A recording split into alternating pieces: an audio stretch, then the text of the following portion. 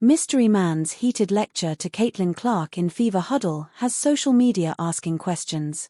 WNBA fans had questions after a certain gentleman was seen speaking to Caitlin Clark in the Indiana Fever's Huddle during a recent game. Clark is back on the floor after returning from injury, though she hasn't quite been herself this time around, having previously made a huge splash after coming back from her initial fitness issues.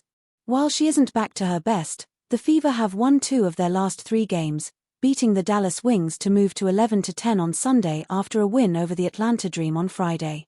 A photo has been in circulation over the last 2 days showing a bald man speaking to Indiana players, presumably during a timeout. YTF is the team's sports psychologist in a huddle in the middle of a game, an ex-user asked, sharing the image shown below. Rebecca Lobo chides WNBA refs refusing to call fouls on Caitlin Clark. All of those are fouls. A new chapter has been written in the debate over whether or not Indiana Fever star Caitlin Clark gets an unfavorable whistle from WNBA officials. This time a sequence during Sunday's game against the Dallas Wings drew the attention of ESPN's lead WNBA analyst, Rebecca Lobo, alongside her play-by-play partner, Ryan Ruocco. There's a grab. There's a hold.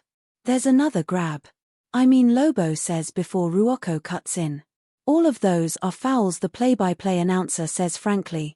All of those are fouls, Lobo concurred. Every single one of them. And here that's a foul. That's a foul. And finally they call the shooting foul. Of course, any incident involving Caitlin Clark and physical play receives outsized attention.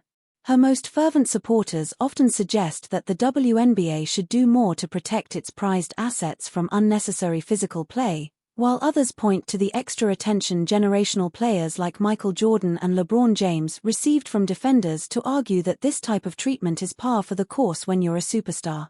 Both are likely true. The WNBA certainly doesn't want anything to get out of hand when it comes to how Clark is defended, so the league would like fouls against Clark to be called as such. But as any basketball fan knows, when defenders are intentionally being physical, it becomes difficult for officials to call every foul. Look no further than the most recent NBA postseason as an example of this.